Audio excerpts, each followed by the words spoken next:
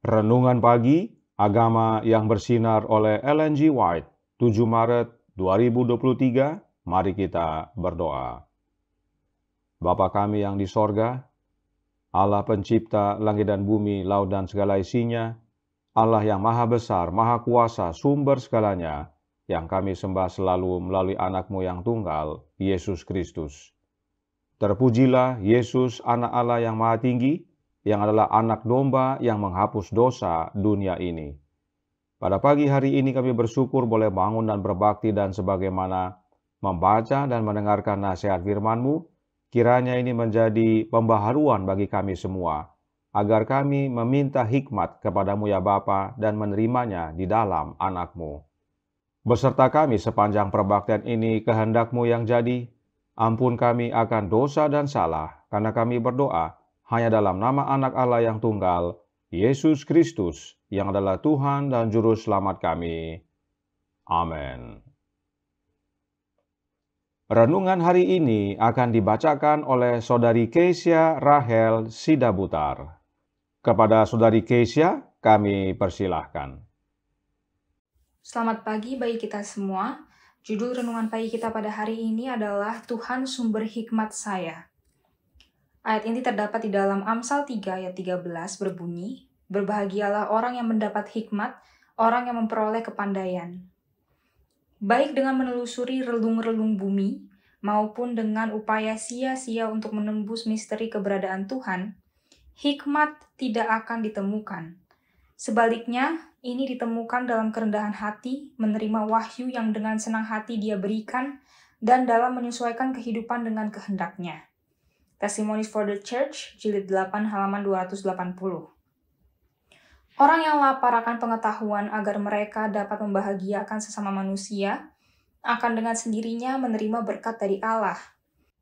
Oleh mempelajari firman-Nya, kekuatan pikirannya akan dibangkitkan kepada kegiatan yang sungguh-sungguh. Seri Membina, jilid 5 halaman 254.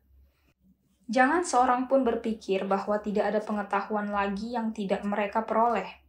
Kepintaran manusia dapat diukur. Karya-karya para pengarang bisa dikuasai, tetapi daya jangkau, daya khayal yang luas sekalipun tidak mampu menemukan Allah. Ada kebakaan di balik semua yang dapat kita pahami. Kita hanya melihat kerlipan kemuliaan ilahi dan perihal pengetahuan serta hikmat yang maha kuasa. Kita sudah sebagaimana adanya, bekerja di permukaan tambang itu, sedang biji emas berada di bawah permukaan tanah, untuk memberi pahala bagi orang yang menggalinya.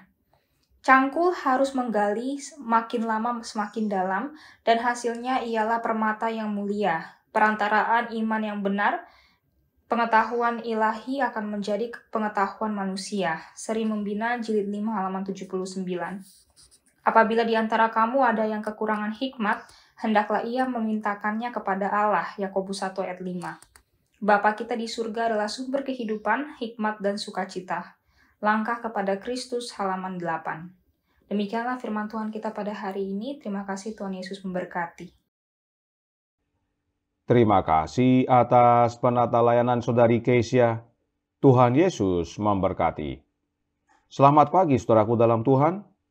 Renungan hari ini berkata dalam Agama yang Bersinar halaman 76 paragraf 4 yang berbunyi, Bapa kita di sorga adalah sumber kehidupan, hikmat, dan sukacita.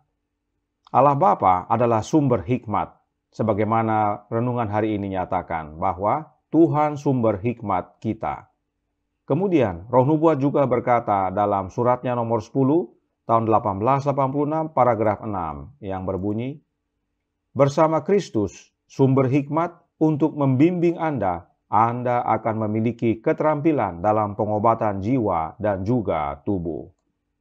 Dikatakan bahwa Kristus adalah sumber hikmat. Lalu ada berapa sumber hikmat? Hanya satu, yaitu Bapa. Sama seperti kehidupan. Renungan hari ini berkata bahwa Bapa adalah sumber kehidupan, tetapi Yesus juga adalah sumber kehidupan. Di Upward Look halaman 85 paragraf 8 berkata, sampai akhir zaman, Kristus harus menjadi yang pertama. Dia adalah sumber kehidupan dan kekuatan dan kebenaran dan kekudusan. Jadi, Yesus juga adalah sumber kehidupan. Lalu, bagaimana hubungannya dengan Bapa yang adalah sumber kehidupan juga, sebagaimana renungan hari ini nyatakan? Apakah ada dua sumber kehidupan? Oh tidak, hanya satu, yaitu Bapa.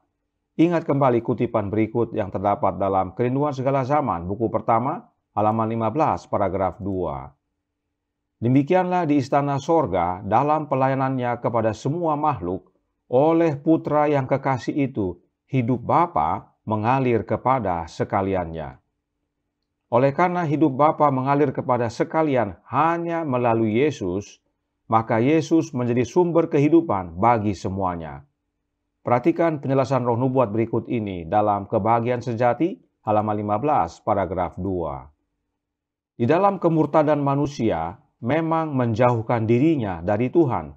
Dunia tercerai dari sorga. Antara jurang yang memisahkan itu tiada hubungan. Tetapi melalui Kristus, dunia kembali dijembatani dengan sorga. Dengan jasanya sendiri, Kristus telah menjembatani jurang yang dibuat dosa, sehingga malaikat-malaikat yang melayani dapat berhubungan dengan manusia. Kristus menghubungkan manusia yang sudah jatuh ke dalam dosa itu dan di dalam kelemahan dan keadaan tiada daya itu dengan sumber kuasa yang tiada batasnya. Oleh karena dosa, kita terpisah dari Allah dan satu-satunya penghubung antara kita dengan Allah adalah Yesus Kristus, Anak Allah. Dan berdasarkan penjelasan ini, jelas bahwa Allah itu adalah sumber kuasa yang tiada batasnya. Kita dapat terhubung dengan Allah yang adalah sumber kuasa hanya melalui satu jalan, yaitu Anaknya, Yesus Kristus. Jadi, yang berhubungan dengan kita adalah Yesus. Karenanya, Yesuslah sumber segalanya bagi kita. Kemudian, dalam Kebahagiaan Sejati, halaman 15, paragraf 3, menyatakan, setiap pemberian yang baik dan setiap anugerah yang sempurna datangnya dari atas, diturunkan dari Bapa. Yakobus 1 ayat 17, yaitu berasal dari Allah Bapa. Tiada kemuliaan tabiat yang sempurna kalau tidak dari Dia. Dan satu-satunya jalan kepada Allah ialah Kristus. Katanya, Akulah jalan dan kebenaran dan hidup. Tidak ada seorang pun yang datang kepada Bapa kalau tidak melalui Aku. Alkitab dan Roh Nubuat dengan jelas menyatakan bahwa satu-satunya jalan kepada Bapa yang adalah sumber segala kuasa, sumber kehidupan, sumber hikmat adalah Kristus. Karenanya, untuk menerima segala pemberian yang baik dan anugerah yang sempurna yang berasal dari Allah Bapa, kita harus terhubung kepada Kristus. Allah Bapa adalah sumber segalanya, dan segalanya kita terima hanya melalui Yesus. Jadi, Bapa yang adalah sumber hikmat, dan hikmat yang dari Bapa kita terima melalui Anaknya. Karenanya hikmat itu adalah Yesus Kristus. Sebab Yesus lahir dari Bapa yang adalah hikmat. Amsal 8 ayat 24 dan 25 berkata, sebelum air samudra raya ada, aku telah lahir. Sebelum ada sumber-sumber yang syarat dengan air, sebelum gunung-gunung tertanam, dan lebih dahulu daripada bukit-bukit, aku telah lahir. Amsal 8 adalah tentang hikmat, dan hikmat itu adalah Yesus Kristus. 1 Korintus 1 ayat 30. Yesus lahir yaitu dari Bapa sebelum semuanya ada, sebab nantinya Yesus sang hikmat yang menjadikan segalanya, sebagaimana Kolose 1 ayat 15 sampai 17 serta Ibrani 1 ayat 4 nyatakan. Karenanya, bagaimana caranya mendapatkan hikmat? Dengan menerima Kristus dalam hidup kita. Jadi, jangan kita berpikir bahwa tidak ada lagi yang perlu dipelajari. Di dalam Yesus yang adalah hikmat, ada banyak mutiara kebenaran yang dapat digali. Karenanya, cangkul yang dalam, maka hasilnya permata mulia yang kita dapatkan. Tuhan memberkati, saya bawa dalam nama Yesus. Amin. Mari kita berdoa. Bapa kami yang di sorga, Allah pencipta langit dan bumi, laut dan segala isinya, Allah yang maha besar, maha kuasa, sumber segalanya, yang kami sembah selalu melalui anak-Mu yang tunggal, Yesus Kristus.